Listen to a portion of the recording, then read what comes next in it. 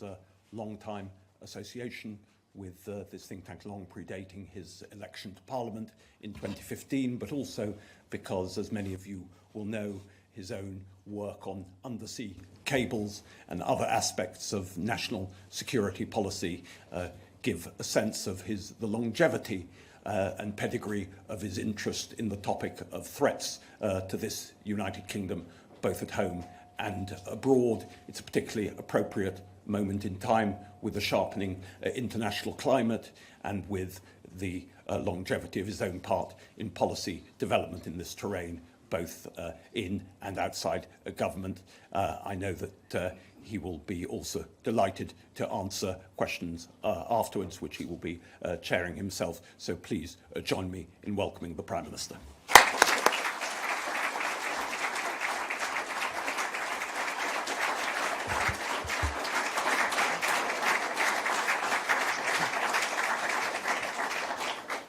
Well, Dean, thank you for that warm welcome and your superb leadership of Policy Exchange. As you said, as a proud alumnus, I'm truly delighted to be back. Now, at some point in the second half of this year, we will all go to the polls and make a choice. Not just about Conservatives versus Labour or Sunak versus Starmer. It will be a choice between the future and the past. Now, I remain confident that my party can prevail, not because of our record alone, but because we will be the only party really talking about the future. And not with vague, lofty platitudes, but with bold ideas and a clear plan that can change our society for the better and restore people's confidence and pride in our country. Now, I feel a profound sense of urgency because more will change in the next 5 years than in the last 30. I'm convinced that the next few years will be some of the most dangerous, yet the most transformational that our country has ever known. So the question we face today is this: who has the clear plan and bold ideas to deliver a secure future for you and your family? The dangers that threaten our country are real. They're increasing in number. An axis of authoritarian states like Russia, Iran, North Korea and China is working together to undermine us and our values.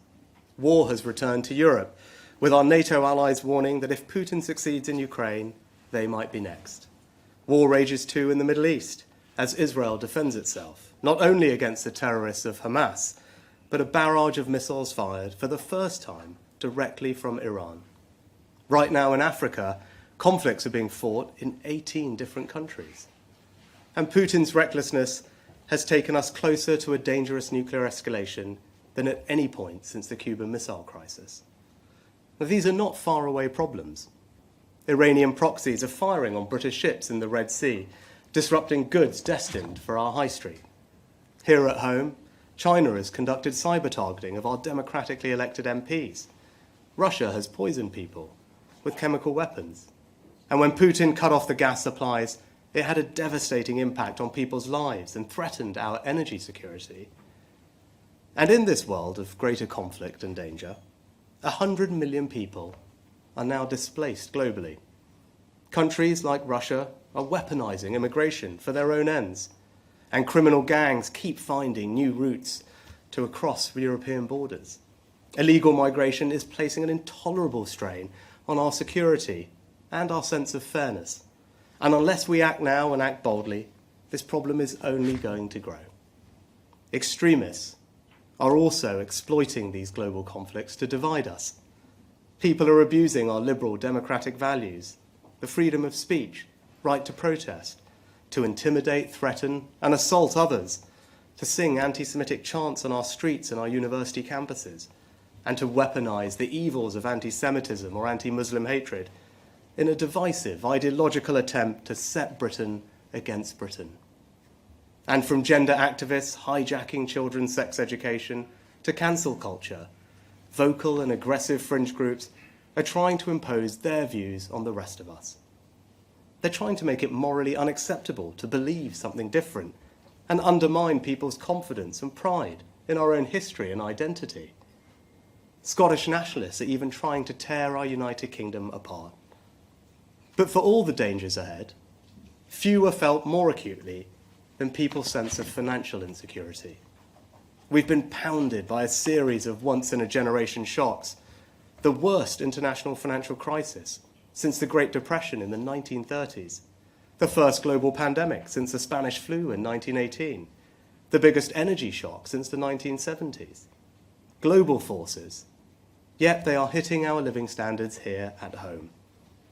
We must be prepared strategically, economically, with robust plans and greater national resilience to meet this time of instability with strength. And people's sense of insecurity is only heightened by the fears about new technologies like AI. When the IMF says 40% of jobs could be affected, or hundreds of leading experts say the risk could be on a par with pandemics or nuclear war, and when children are exposed to bullying, sexualized content, or even self-harm online, people want to know that they've got someone in charge who understands these dangers, because only if you understand what is happening can you be trusted to keep us safe. But the paradox of our age is that for all the profound dangers that we face, right now, we also hold in our hands an opportunity for human progress that could surpass the Industrial Revolution in speed and breadth. Technologies like AI will do for the 21st century what the steam engine and electricity did for the 19th. They'll accelerate human progress by complementing what we do, speeding up the discovery of new ideas, and by assisting almost every aspect of human life. Think of the investment they will bring, the jobs they'll create, and the increase in all our living standards that they'll deliver. Credible estimates suggest AI alone could double our productivity in the next decade, and in doing so help us create a world of less suffering, more freedom, choice, and opportunity. Just imagine every child in school with their own personalized tutor, and every teacher free to spend more time personally developing each student. New frontiers in medical diagnostics, where a single picture of your eyes can not only detect blindness, but predict other diseases like heart attacks or Parkinson's. And counterintuitive as it may seem, throughout human history, the greatest breakthroughs of science and learning have so often come at the moments of greatest danger. The first electronic digital computers were developed by British codebreakers in the Second World War. Solar technology went from powering pocket calculators to a viable commercial technology following the energy crisis of the 1970s. The fastest development and deployment of a vaccine in history came during the COVID pandemic. So it is incumbent upon us to make this a period not just of great danger, but great progress too. That's why we launched a bold plan to make science and technology our new national purpose. We're rightly proud of Britain's spirit of discovery and entrepreneurship that made us the leading country in the Industrial Revolution. But we can be just as proud, just as confident, just as optimistic about our future and our prospects to lead again in this new industrial age. And doing so will enrich our lives and create good, well-paid jobs in the growth industries of the future here at home. At the same time, new and fast-growing economic superpowers like India, Indonesia, and Nigeria are significantly reshaping the global economy. And just as this ever more interconnected world creates new dangers, it also creates new possibilities. The United Kingdom is uniquely placed to benefit. We've always been an open, trading, maritime nation, and Brexit has given the opportunity for us to trade even more. And we invent, discover, and produce new products and services that the world wants to buy. From aircraft wings in Filton, to financial services in Glasgow, to incredible cultural exports like film, music, and TV, or sports like the Premier League. Everywhere from rural Kenya to the cityscapes of South Korea, people stay up at all times of the day and night to watch their favourite British team.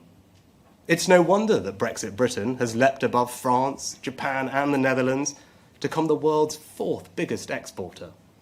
And the more we export, the better our businesses will do, the more jobs we'll create, the more wealth we'll generate right across our country. So this is the opportunity before us.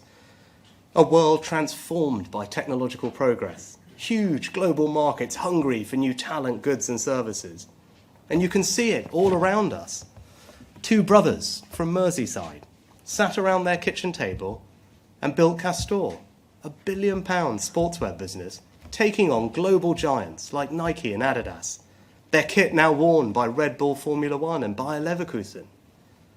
British companies and workers right across the country are pioneering offshore wind and exporting it around the world. Now, already we've built the world's first floating offshore wind farm, and our innovations have helped reduce the cost of wind energy by around 2/3 and increase the size of the turbines to the equivalent of the Eiffel Tower with blades bigger than Big Ben. And you can see the opportunity too in healthcare, giving people longer, healthier lives. In Denmark, Novo Nordisk created the Ozempic drug, which is not only helping to tackle chronic disease globally, but single-handedly grew Denmark's entire economy last year. So all this progress should show us that while this is one of the most dangerous periods we've ever known, it will also be one of the most transformational. And if we make the right choices, if we have a bold enough vision, then we should feel confidence, pride, and optimism that Britain's future is secure. So my point is this: our country stands at a crossroads. Over the next few years, from our democracy to our society to our economy to the hardest questions of war and peace, almost every aspect of our lives is going to change. And how we act in the face of those changes, not only to keep people safe and secure, but to realise the opportunities too, will determine whether or not Britain will succeed in the years to come. And there is an important choice facing the country. Because despite having 14 years with nothing to do but think about the future, Labour have almost nothing to say about it. No plans for our border, no plans for our energy security, no plans for our economy either, and no principles either. Keir Starmer's gone from embracing Jeremy Corbyn to Natalie Elphicke, all in the cynical pursuit of power at any price. So Labour have no ideas. What they did have, they've U-turned on. They have just one thing: a calculation that they can make you feel so bad about your country that you won't have the energy to ask what they might do with the incredible power that they seek to yield. Now, I'm not saying that the past doesn't matter. I know people are feeling anxious and uncertain, that their sense of confidence and pride in this country has been knocked. I understand that. I accept it, and I want to change it. But what I cannot accept is Labour's idea that all the worries you have are because of 14 years of Conservative government, that all you need to do is change the people in office and these problems will magically disappear. It's just not true. In the last 14 years, we've made progress in the most difficult conditions any governments have faced since the Second World War. A world-leading economy. We've seen the third highest growth rate in the G7 and created 4 million jobs, 800 a day. We took difficult decisions to restore our country's financial security and control national debt. And that allowed us to support the country through COVID, deliver the fastest vaccine rollout in the world, provide record funding to the NHS, and protect pensions with the triple lock. We've reformed welfare by capping benefits and introducing universal credit to help people into work. We've reduced absolute poverty, pensioner poverty, child poverty. We've cut carbon emissions by 1/3, maintained our position as NATO's second biggest defence power, halved violent and neighbourhood crime, and improved standards in our schools with English school children not just the best readers in the UK, but in the Western world.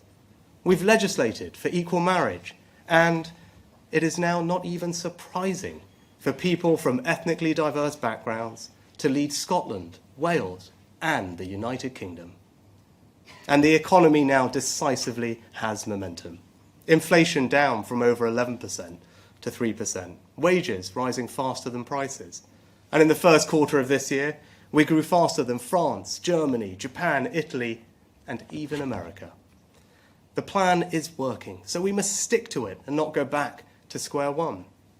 And when Labour ignores the achievements of the last 14 years, or try to reduce the last 14 years to 49 days, remember what they're actually doing is trying to distract you from the thing that matters most, the future.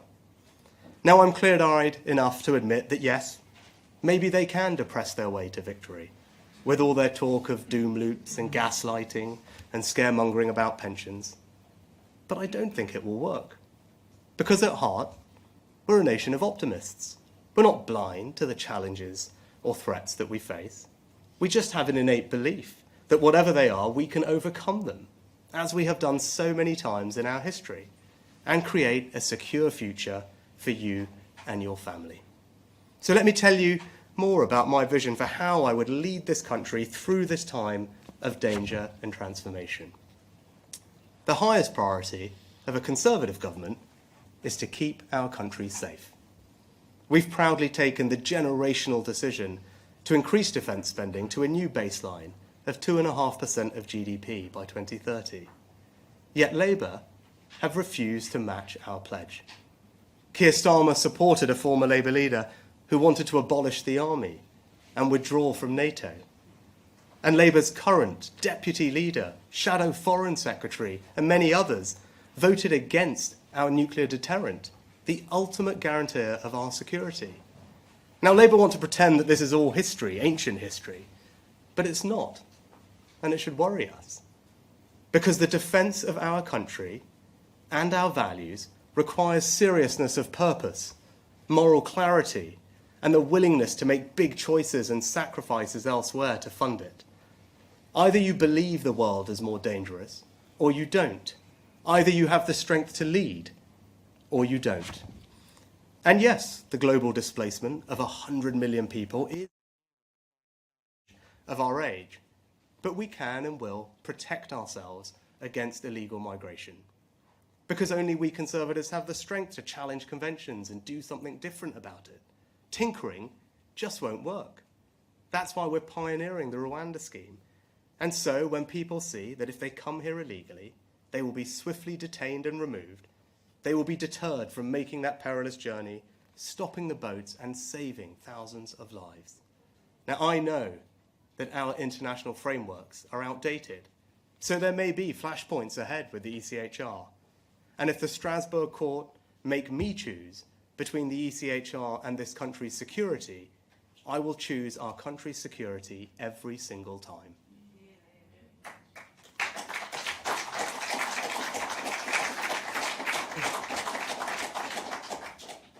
And nor will I ever compromise on defending our values, our history, our way of life against those who seek to undermine them. I am unapologetically proud of who we are. And under my leadership, ours will be a country where people can disagree in good faith, but where they must do with respect and decency for others. A country where the benefits of belonging to our union are self-evident to the overwhelming majority of our people. A country where we strengthen and protect the greatest institution of all, the family. Better protect children from the harms of the online and offline worlds, and do more to protect single-sex spaces. A country where we celebrate the small acts of kindness that bind our society together, and where we actively work to rebuild the civic involvement and pride that have always formed part of our distinctive national culture. A country where we honour those prepared to pay the highest price for our freedoms, as we make the best place in the world to be a veteran here at home. And a country where we properly respect the older generation. They've contributed all their lives. So whatever the triple lock costs, it's morally right to give older people dignity and comfort in retirement. But as well as strengthening our national security and restoring pride in our national culture, we'll also protect you from the dangers of a more unstable world by giving you greater peace of mind over your financial security. And people have been struggling to make ends meet. I know that. In the last few years, you've seen rising energy bills, mortgage rates, the cost of the weekly shop. And I hope I've shown that through my time in office, that from furlough to support with your energy bills, the government I lead will always be there for you. But that's only possible if we take the tough decisions to strengthen the country's finances and control debt. And you can trust me to do that. When I stood for the leadership of my party, and my opponent's policies imperiled our financial strength, I was sooner prepared to lose than abandon what I believe so deeply is right for our country. I feel the same conviction about net zero.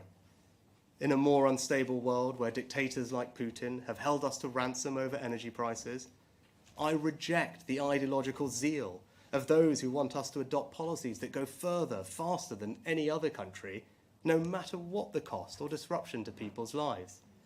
That's exactly Labour's approach. They act like a pressure group, not a would-be government. And the Conservatives will govern in the national interest, leading us to net zero in a serious, hard-headed way that prioritises our nation's energy security and the financial security of hard-working families. Now, but even as we strengthen our security and our sense of pride and confidence in ourselves, I also feel a sense of urgency about readying our country to succeed in a world transformed. And that starts by giving all our young people, wherever they live, whatever their background, the skills and the knowledge to succeed. Building on the success of the last 14 years, we will create a truly world-class education system. The Advanced British Standard is the most far-reaching reform to education for 16 to 18-year-olds in a generation. We're tearing down the artificial barriers between technical and academic education, increasing children's time in the classroom, studying a greater breadth of subjects to match our competitors, and unapologetically saying that every single child must leave school not just literate, but numerate as well. Now, I know that this will not win universal acclaim, but maths will be fundamental to our children's life chances in this new technological age. And it is our duty to give them those skills. And more, we'll end rip-off degrees and massively expand the number of apprenticeships, because a degree is not the only path to success in the modern economy. And we'll make sure that everyone has the funding they need to retrain or learn new skills at any point in their lives, because in the future, education won't stop when you walk out of the school gates. But for Britain to finish first in today's world, we don't just need the skills to succeed, we need to create a dynamic, innovative economy fueled by technological progress, so we lead in the industries of the future and help you and your family become wealthier and more economically secure.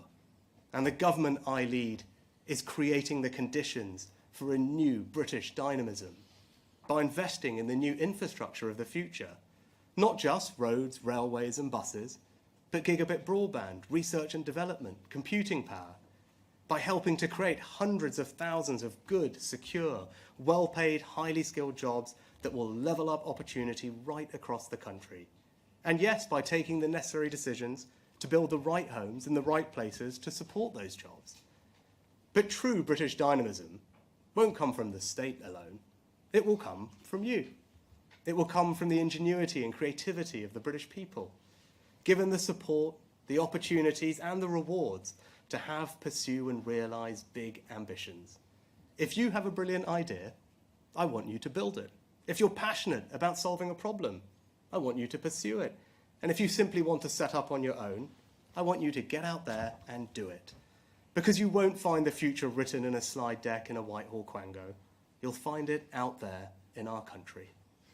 And so the government I lead will create the conditions for people themselves to try, to build, to invent. Yes, sometimes to fail, but more often to succeed. That's why we're cutting taxes directly on investment. It's why we're cutting taxes to encourage innovation, and it's why we're seizing the freedom and the flexibility of Brexit. Because so often the EU's default approach was top-down precautionary regulation, whereas we in the UK now have the chance to be more agile, so that rather than stifling innovation and growth, we encourage it in everything from financial services to agriculture, from healthcare to house building. And above all, we will reward hard work. Because you don't get anywhere in life without hard work. So we're making the tax system simpler, fairer and more rewarding, cutting national insurance by £900 for the average worker, alongside increasing the state pension by £900 this year. We're raising the national living wage to end low pay, and we're reforming welfare to make sure that work always pays, and our safety net is fair to those who pay for it. Not least because giving people support to get off welfare and into work gives them purpose, dignity and hope, and it is also the only sustainable way to cut legal migration.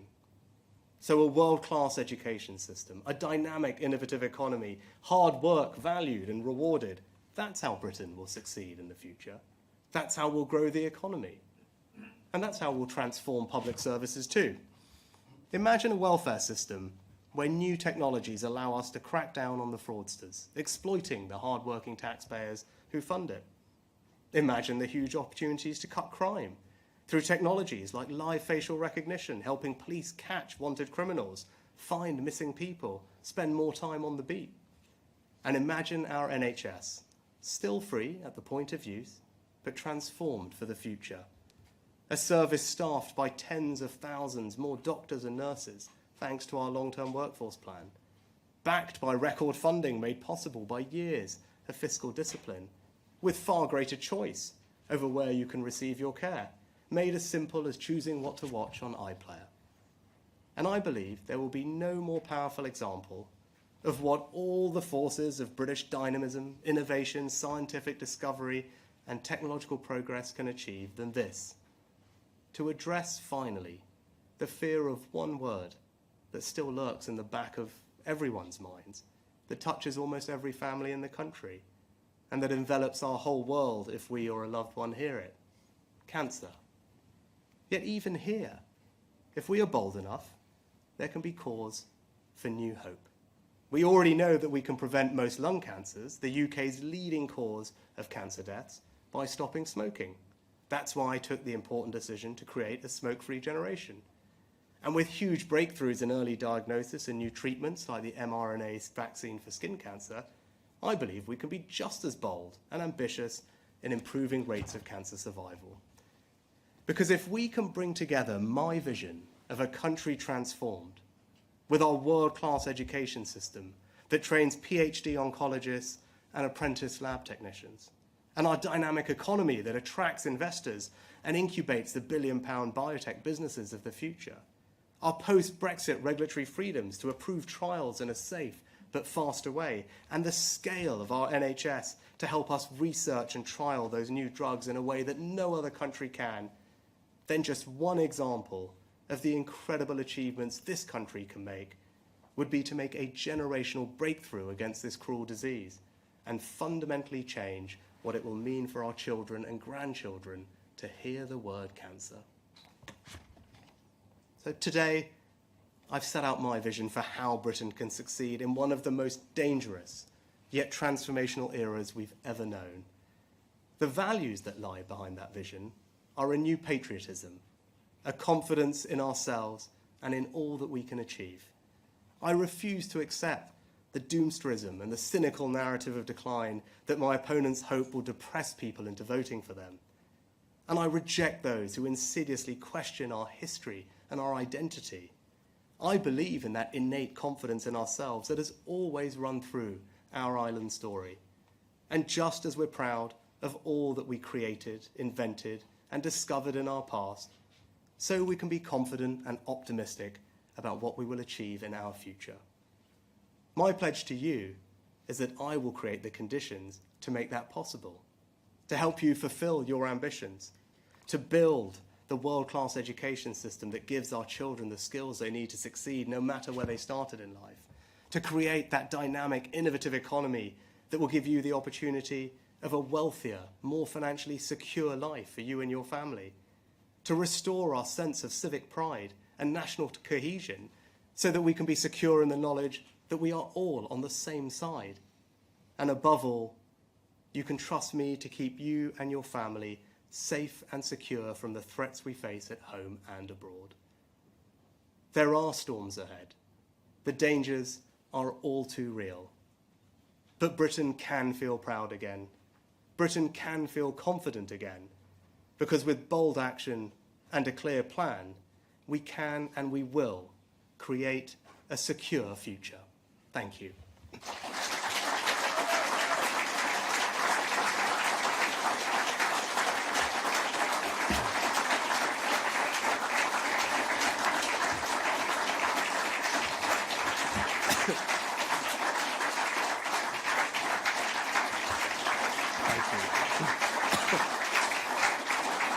Thank you.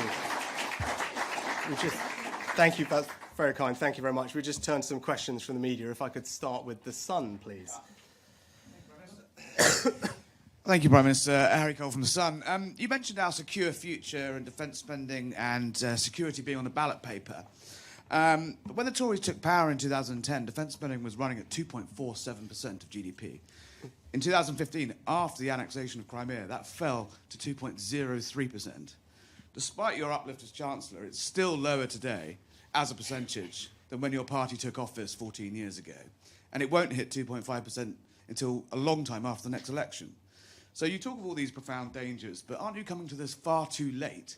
And how can voters really believe that your security is safe in the Tories when they look at the last 14 years of spending?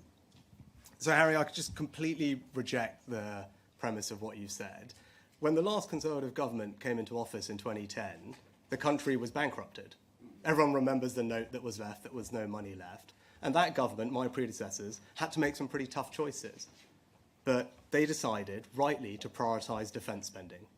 And it maintained 2% of GDP since 2010 for a decade, which was the NATO standard that actually the UK pioneered at the summit in Wales in 2014. And if you look at that last 10 years, we have remained one of the few countries in NATO to meet that 2% standard. We've remained the largest defence power in Europe and the second largest in NATO behind the US. So actually I'm applauding and I'm grateful to my predecessors, including David Cameron, for making that difficult decision. I'm not sure it's a decision that the Labour Party would have made because they're not making that decision today. And that's the question going forward, is the choice in the future. You've got a party that you've always been able to trust with defence, and you can trust them and trust me when we think about the future, because sadly we are living in the most dangerous time that we've seen since the Cold War, and I believe that the next few years will be one of the most dangerous times our country has ever lived through. An axis of authoritarian states, Iran, Russia, North Korea, China, acting in an assertive way that is threatening our values, threatening our interests abroad and at home in a more interconnected world. And what are we doing to meet that threat? We've made the generational decision to strengthen our national defence and increase defence spending to a new standard. And that's not just all on the come. When I made that announcement a few weeks ago, it was coupled with an instant increase in our defence spending of £500 million to support Ukraine, which, as everyone can see from the news today, is absolutely the right imperative, because an investment in Ukraine's security is an investment in our security. We have peace through strength. We have to restore deterrence, and that's why it's imperative that Putin fails. And the question at the election is that choice. Who can you trust to keep you safe in this more dangerous world? Well, you can trust me, you can trust the Conservatives, because we've made that decision. That requires leadership, it requires us to prioritise defence. That's not easy. There were plenty of people who said, well, you should do other things instead. I don't think that's the right thing for our country. But Keir Starmer's made it very clear that he doesn't agree with that. He doesn't agree that this is a more dangerous time that requires us to invest more in defence.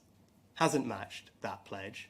This is someone who supported Jeremy Corbyn, who wanted to scrap the army and leave NATO that you talk about.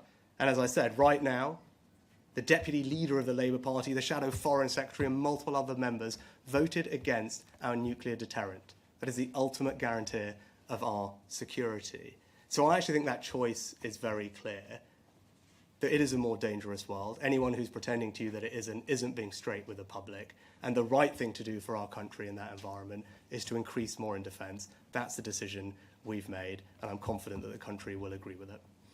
Next, can I go to the Daily Telegraph? Thank you, Prime Minister. Ben Riley-Smith from the Daily Telegraph. You're laying out your election pitch, but you won't tell us when the election is. Can you just be categorical and say you're not going to call an election for July? So, then, I've been clear, I think, since right at the beginning of this year, that my working assumption is that we'll have an election in the second half of this year. Now, obviously, this question about election timing is a game that the Labour Party want to play, right? They want to make everything about process and not about substance. But I think the country deserves a more substantive debate than that. And look, when that election campaign does come, when people are considering that choice, I am happy to debate Keir Starmer as many times as he would like on that choice. I'm being very clear. I think this is the most dangerous and transformational time that our country has experienced in generations. That's the choice at the election. That's the substance that we should be debating. Now, I'm clear we are prepared to take the bold action that is necessary, that we have a clear plan that is working to deliver a secure future for everyone in our country. That's what the election should be about. That's the debate that we should be having, not on process and timing. I'm looking forward to those debates when they come. Next, ITV. Robert Peston, ITV. Prime Minister, you talk about the importance of growth and security, but since the 2019 election, we've had economic chaos, we've had what you might call ethical chaos, we've had more turnover of ministers and prime ministers than during any government in history, we've got trauma in the health service. Why on earth shouldn't voters look at the recent past as a guide to the future under a Tory government? And just separately, a number of your Tory colleagues have said to me that it's good riddance to Natalie Elphicke. Do you agree with them? Robert, thanks. Look, on this question about the past and the future, let me be crystal clear. No, I'm not standing here pretending that everything's been perfect about the last 14 years. Of course I'm not. Right? But I am incredibly proud of our record in government. In some of the most difficult circumstances that any governments have faced since the end of the Second World War, not least starting with a country that was left in a financially bankrupt state. And I went through the list of achievements, I won't go over them all over again, but whether you look at the economy, whether you look at the transformation in our schools, whether you look at the strengthening of our defence, the welfare system, our progress on climate change, all these things, how we've progressed as a society in inclusiveness, it's a record to be proud of. Of course, there will be areas which are far from perfect, and I accept that. But you talk more recently about the last few years. Those are global shocks. The pandemic didn't just happen to the UK. The war in Ukraine had an impact on energy bills, not just in the UK. What's happening right now in the Middle East is not just something that concerns the United Kingdom. Right? The world is becoming a more dangerous place. And the question that I hope the country asks themselves at the election is about the future, because that's what's at stake. At a time that is more dangerous, is potentially more transformational than at any point that we've known in a long time, who can you trust to have the bold ideas, to have the clear plan that will deliver a secure future for you? And you talk about track record, people can judge me on my track record since I've had this job, right? Tackling a more pragmatic, hard-headed approach to net zero, ensuring that we have secured our economic recovery, as you and I were discussing last week, delivering tax cuts, making sure we're investing in the industries of the future, taking advantage of Brexit, growing our trade. These are all the things that we've done just in the last 18 months, and that brings me on to Natalie Elphicke. And look, actually, more than anything, I think it shows less about her, and it's more about Keir Starmer. And it shows him to be completely and utterly unprincipled. Right? This is someone who went from embracing Jeremy Corbyn to embracing Natalie Elphicke. It just tells you that you can't trust what the guy says, right? And if you're trying to be everything to everyone, fundamentally, you don't stand for anything. And I think that will be increasingly clear to people. And on the substantive topic about illegal migration, which Labour have been trying to talk about, I mean, they announced that you were all there, they announced a plan last week, which, when I went through it, essentially is exactly the same plan that I announced, that you all listened to, a year ago, that we've already implemented, that's already making a difference. But they left out the most important part, which is that you've got to have a deterrent. That's the boldness that's required if you're going to deal with the insecurity that we face. Right? No amount of extra caseworkers are going to change that. Right? You've got to make it crystal clear that if you come to our country illegally, you won't be able to stay. That's what the National Crime Agency think. That's how we've solved illegal migration from Albania. Right? That's what you need. That's why the Rwanda scheme is so important. And he's been very clear, right, that he ultimately is going to grant an amnesty for illegal migrants, which just allow thousands of them to enter here and to stay here. And as Natalie Elphicke herself said in the not too distant past, Labour are an open borders, pro-immigration party that doesn't want to stop the boats. Her words, not mine. Next, can I go to the BBC? Thank you, Chris Mason, BBC News. Let's cut to the quick here, Prime Minister. Are you saying the country would be less safe under Keir Starmer? And in summary, is this the beginning of an argument from you that says, be careful what you wish for, better the devil you know? In a word, yes, Chris. I'm very clear, right? I'm the Prime Minister of this country. I've been doing this job, and I've set out today that I believe that the next few years will be both the most dangerous that our country has experienced in a long time and also the most transformational. Now, you can disagree or agree with that, but I happen to think that's the truth. Everything that we're seeing in the world from today, from the last week, last few months, tells me that this is an incredibly dangerous time. And what the country needs, what the country wants, what the country deserves, is to know that there's a secure future for them and their families ahead. That is the choice at the next election. And I'm also clear that my track record and the decisions that we're making in government show that we are the party that has the bold action, the clear plan to deliver that secure future. That's a debate that I'm looking forward to having. Next, Daily Mail. Thanks, PM. You said you want to fight the election campaign on the future, not the past. Does that mean that there'll be no place for Boris Johnson when it comes to the campaign? Yeah. Now, I've been clear about this as well in the past, right? I want every Conservative who shares the vision that I do to be part of that campaign, to fight for the things that we believe in. Now, ultimately, look, of course, the Conservative family is a broad church, but we're united by a set of values. And that set of values that I talked about earlier on are founded in innate optimism about our country and what it can achieve, an intrinsic sense of pride in our history and our identity, and a knowledge that actually progress comes from people, not from the state. And that's about creating the dynamic, innovative economy I talked about, seizing the opportunities of Brexit, recapturing what we had. We led the world in the Industrial Revolution. Right? That's what we did in this country. That was the most extraordinary time of change and progress for humanity and for British people. We led that. And I see no reason why we can't lead again in the future. And that vision that I pointed out and outlined of a more secure future for families, where we can have confidence in our strength, where we're protecting people from the threats we face, when we're securing our borders, when we have a pragmatic approach to net zero that's serious, that's hard-headed, that makes sure that we give everyone in our country financial security. That is a Conservative message that I'm confident everyone can get behind. And the choice of the next election is not between this Conservative and that Conservative. The choice of the next election is between me and Keir Starmer. It's between the Conservatives and Labour. But crucially, it's about the future versus the past. And we are the only party that is talking properly about the future and has a plan to deliver a secure future for our country. Next, LBC. Hi, Natasha from LBC. Just to follow up on Chris's question. So are you saying today that you think that Keir Starmer would make this country more unsafe? And on Ukraine, it was reported over the weekend that David Cameron persuaded Donald Trump to back more funding for Ukraine on the premise he could secure a peace deal. Can you assure us that the West is not about to force Ukraine into taking a peace deal? Thank you. Yeah.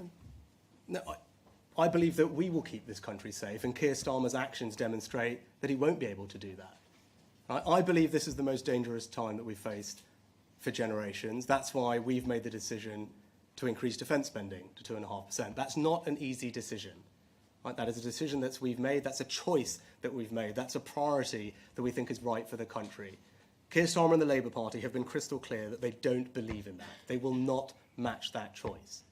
Right? So there's no way you can keep the country safe and secure from the growing threats we face. Iran, China, North Korea, Russia acting together, unless you are prepared to invest in our defence. It's as simple as that. There's a very clear dividing line there, which I'm sure everyone can appreciate. And at the end of the day, when it comes to this question, right, his track record will tell you that. And I don't say this for political point scoring, but that is just the reality of the situation. He's someone who believed Jeremy Corbyn would make a good Prime Minister of our country, not once but twice. Right? Jeremy Corbyn wanted to pull us out of NATO, wanted to scrap the army. Multiple members of the government that Labour would provide don't believe in a nuclear deterrent. So I don't see how you can, with a straight face, say to the country, yes, I'm prepared to do what it takes to keep you safe. The evidence just doesn't suggest that at all. And it's because of that increase in defence spending that I can stand here and provide more support to Ukraine. And not just that, can say that that support to Ukraine will be provided for as long as is necessary to repel Russian aggression. Keir Starmer can't stand here and make that pledge. And actually, Labour Party and Keir Starmer not matching our investment on defence spending emboldens our adversaries. What do you think Putin thinks when he sees that? That he thinks the West isn't prepared to make the tough choices to invest in their security? Because Russia's economy has mobilised for war. He's continuing to be aggressive. We need to meet that aggression with strength and allied strength. And not to comment on individual conversations, but with actions, that's what we're doing. We've always led in NATO. The 2014 summit here in the UK, we set the 2% pledge, one of the few countries to meet it for a decade. And we're doing the same thing again now.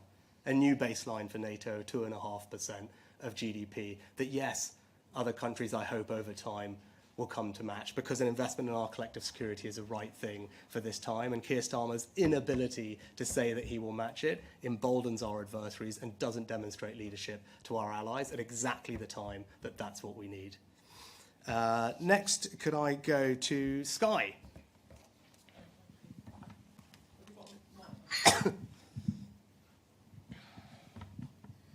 Prime Minister, thank you. After the local elections, you said the results suggested we're heading for a hung parliament with Labour as the largest party. You've also ruled out doing any deal with another party. So as you outline these future threats, why have you openly admitted that you're not going to be able to stay on as Prime Minister? Thank you. Sorry, Beth, I'm not entirely sure I understood the question, but what I would say is that it wasn't me who said those things. That was independent election analysts who made those points about the results of the local elections. You know, my point is we've had the local elections now. The next election that our country is going to face is the general election. And the choice of that general election is clear, as I said. It's about the future versus the past. And as I've set out today, we have a clear understanding of what the future entails. The most dangerous time that we've known in a long time, but also the most transformational. And it is only us, it is only me, that have the bold ideas and the clear plan that will deliver a secure future for the country. And that's the substance of the debate that I'll be having at the next election. And then lastly, if we could just go to Channel 4. Thank you very much, Prime Minister. Can I just follow on the LBC question about what that Sunday Times article said?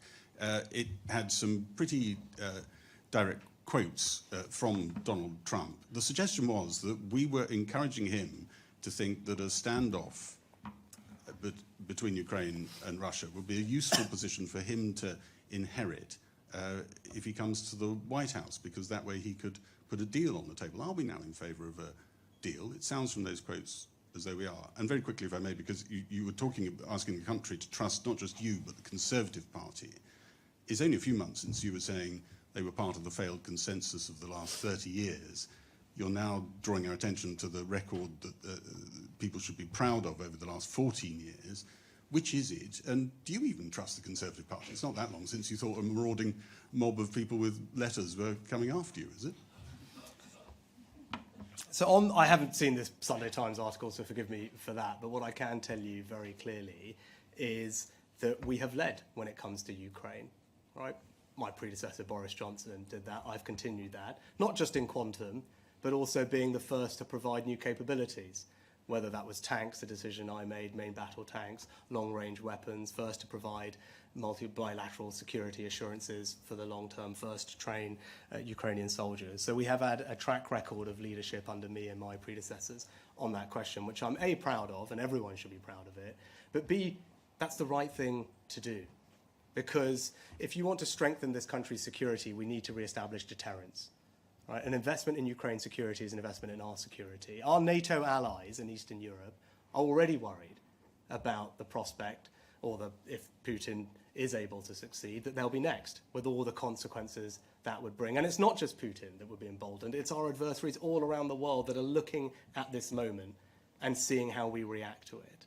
So in order to have security, we do need to invest more in defence. We do need to support Ukraine. That's what we've consistently done. But also it's right that we talk with our allies about that. And when it comes to the Americans, as I said a couple of weeks ago, is that, whilst we are enormously grateful for the continued support and investment they put into European security, it's not right to rely on American taxpayers to do that if we're not prepared to make sacrifices for our own security. Now, I am. That's the decision I've made on defence spending. So when I'm in the US, or when I talk to Americans, when David Cameron does, when Grant Shapps does, we're able to say we are leading. Right? We are investing more than anyone else in European security. That's the right thing to do. Others need to do the same and ensure that our alliance remains strong. Keir Starmer cannot say that.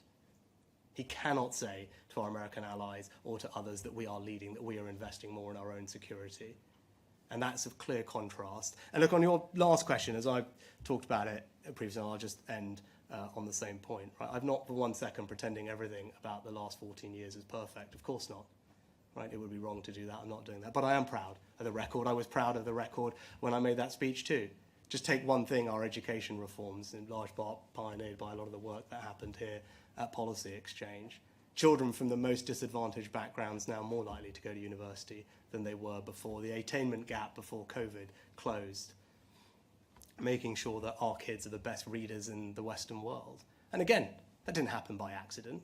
It certainly is not happening in Wales, which Labour is in charge of, or in Scotland, where the SNP are in charge of. It happened here in England under a Conservative government. And I've always believed that the closest thing we have to a silver bullet is education. If you can create a world-class education system in the way that I described, that's how you transform people's lives for the better. That's how you give people the opportunity to flourish and build financial security in this new world.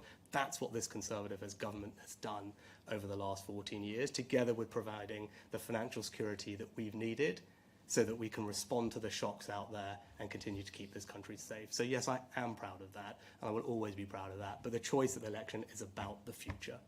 In a more dangerous time, who can you trust to keep you safe? And it is only the Conservatives that have the bold actions required, the clear plan required to keep this country safe and give our families a secure future. Thank you very much.